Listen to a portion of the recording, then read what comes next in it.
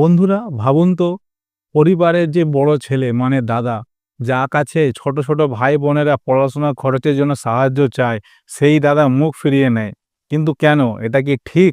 আজ আমরা এরকমই কিছু সত্য, কষ্টকর কথা আমরা এই ভিডিওতে তুলে ধরব। নমস্কার বন্ধুরা, আমার নাম শুভ সিং। নিশ্চয়ই টাইটেল আর থাম্বনেল দেখে বুঝতে পেরে গেছেন আজ আমরা কি বিষয় নিয়ে কথা বলবো। হ্যাঁ, পরিবারের সেই ছেলে যাকে আমরা বাবার জায়গায় দেখি, সে হচ্ছে আমাদের দাদা। দাদা কেন ছোট ছোট ভাই বোনদের সাহায্য করতে চায় না এবং কি জন্য, সেটা আমরা এই পুরো ভিডিওতে দেখব। আশা করি ভিডিওটা পুরো দেখলে পরিষ্কার হয়ে যাবে আয়নার মতো। চলুন শুরু করি। দেখুন, আমি জানি না এরকম কেন করে দাদারা, কিন্তু দাদাকে যেসব দাদারা এইরকম কিছু ঘটনা করে, তাদেরকে ভাবা উচিত যে ছোট ছোট ভাই বোনরা যে তার কাছে সাহায্য চাইছে, কিন্তু কেন? তারা তো আমাদের ভবিষ্যৎ, আমার তোমার তো ভবিষ্যৎ। হয়তো এমনও কেউ আছে যার বাড়িতে বাবা নেই, কিন্তু দাদাই সবকিছু সামলাচ্ছে, কিন্তু কেন করছেন না? প্রশ্নটা তো খুব সহজ।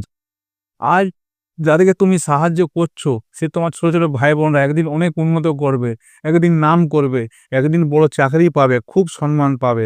মুখটা কার বেশি উজ্জ্বল হবে? সেই দাদার।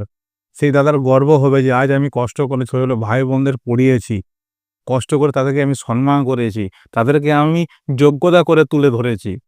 কিন্তু কিছু কিছু দাদা থাকে যারা মুখ ফিরিয়ে নেয়। কিন্তু কেন? মুখ ফিরাবার প্রশ্ন তো এখানে নেই। বাবার পর যেই জায়গাটা সামলায় সেটা হচ্ছে আমাদের দাদা। দাদাদেরকে এরা আমরা সবসময় বাবার জায়গায় ধরে রাখি। কেননা বাবার পর সেই দাদাই হয় যে সংসারটা এবং পরিবারের সব সদস্যকে আঁকড়ে ধরে রাখে। কিন্তু সেই দাদা মুখ ফিরিয়ে নিচ্ছে। কিন্তু মুখ ফিরাবার প্রশ্ন এখানে উঠছেই না। কেন উঠবে? আজ তুমি তাদের যদি সাহায্য করো, আজ তুমি তাদের কষ্ট করে যদি পড়াও, তাদের কাছে তুমি একদিন খুব একদম হিরোর থেকেও বড় সম্মান পাবে যে আমার দাদার জন্য আজ আমরা এই জায়গায় পৌঁছেছি, এই ইতিহাস গড়েছি। আজ ছোট ছোট ভাই বোনদের তুমি যদি মুখ ফিরিয়ে নাও, তাদের ভবিষ্যৎটা থাকবে কোথায়? তারা তো অন্ধকার জগতে ঢুকে যাবে। আজ যদি দাদা সেই ছোট ছোট ভাই বোনদের পাশে না দাঁড়ায়, তাহলে তারা স্বপ্ন পূরণ করবে কি করে?